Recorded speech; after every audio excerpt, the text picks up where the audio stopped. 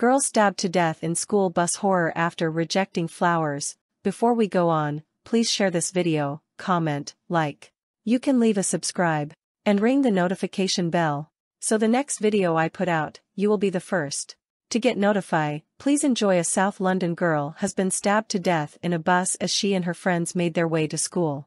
Witnesses reported the 15-year-old was stabbed in the neck with a foot-long knife after she refused flowers from a boy, causing chaos during the morning rush hour, with teenagers and commuters screaming in panic. Police and paramedics were called at 8:30 a.m. to reports a girl had suffered stab wounds on Wellesley Road, near the Whitgift shopping centre.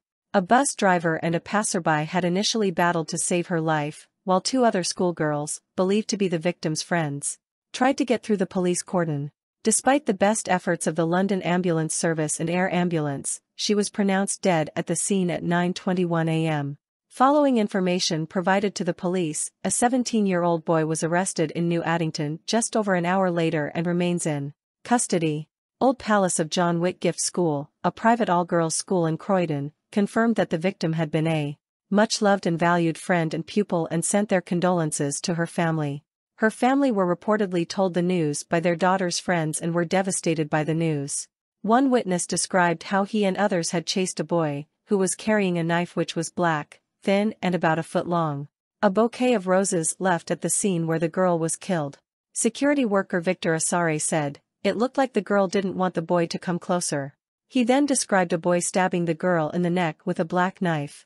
"A lot of people came, everyone came off the bus. The boy ran away. Everybody was crying and screaming. The girl was on the floor. We tried to catch him and a lot of people tried to save the girl. I was so shocked, I was shaken. It's somebody's daughter." Chief Superintendent Andy Britton described it as every parent's worst nightmare. A TfL bus was cordoned off by emergency services, while resuscitation efforts continued for 40 minutes. A mother of two, who wanted to be named only as Bridget, said, "I was on the bus before and came off and walked back down. I saw them resuscitating her. The driver was holding her, and a lady." A statement from Old Palace of John Whitgift School said, "We are deeply shocked by the senseless and tragic death of our much-loved and valued friend and pupil. It will take some time for the Old Palace community to come to terms with this terrible news, and we will offer support to our pupils as we try to do so. Above all, we send our love and deepest sympathies to the girl's family at this unimaginably distressing time." Forensic investigators examining a bus after a 15-year-old girl was stabbed to death. Forensic investigators examining a bus after a 15-year-old girl was stabbed to death. Lucy North PA Wire. A white tent was erected on the pavement while a number of police cars surrounded the Route 60 bus, which had been heading towards Streatham Station. Around 3 police vehicles and a dozen officers remained, while a bunch of flowers had been placed next to the forensic tent. James Watkins, from Minds World, which runs prevention and intervention projects for children and young people, said he met with the family at the scene between 9 a.m. and 10 a.m. and that they were devastated. Paramedics battled to save the girl's life, but she was pronounced dead less than an hour later. He added, "I came down to support the family and some of the young people. We were with the family this morning. They were devastated and I would say more importantly in shock. I don't think it feels real for them." Speaking to The Independent, Katia Brito, 22, said, "I arrived at the scene at 9:02 a.m. and the 2 buses had stopped. The tent was up and emergency services were trying to keep her alive. Kids were running under the underpass." Describing it as a hotspot area, community activist Daniel Thomas said, "This is a travesty. We need to galvanize the community. Forensics at the scene around the Route 60 bus. We need local patrols and fathers of the community to watch the streets. This is a hotspot area." Chief Superintendent Britton, in charge of local policing, said, "This is every parent's worst nightmare, and I know the officers who responded this morning, along with our emergency service colleagues, are devastated at the victim's death. This is an emotion I share and I know people across Croydon will be feeling the same. The victim's family has been informed and our thoughts are with them at what must be an incredibly difficult time."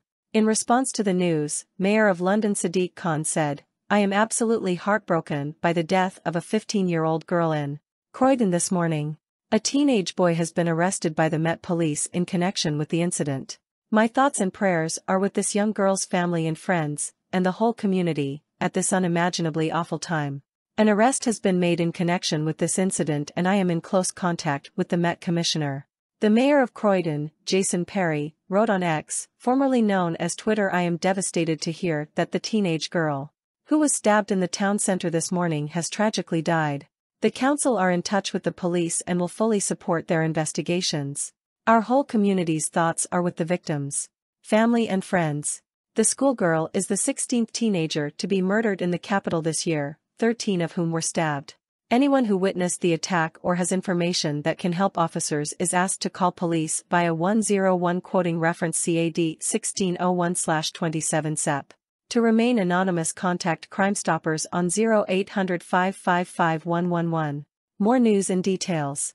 Donald Trump is making a campaign stop in Michigan amid an historic auto worker strike, but the former president will hold his rally at a non-union shop, timed in an effort to draw attention away from the second debate among his Republican rivals seeking the party's 2024 nomination for president. The event also follows a series of legal blows in the multiple criminal and civil cases against him, with a New York judge shutting down his abilities to conduct business in the state after finding that he falsely inflated his wealth and assets as he built his business empire. A federal judge overseeing a case involving his alleged attempts to overturn 2020 election results also has rejected his attempts to force her to recuse herself. Following a year-long investigation and $250 million lawsuit from the state's attorney general, Tuesday's ruling in the New York case found Mr. Trump, his adult sons and chief associates provided fraudulent financial statements to lenders and insurers for about a decade to secure deals and financing. On his Truth Social, Mr. Trump claimed his civil rights have been violated and slammed what he called a deranged judge, doing the bidding of a completely biased and corrupt prosecutor.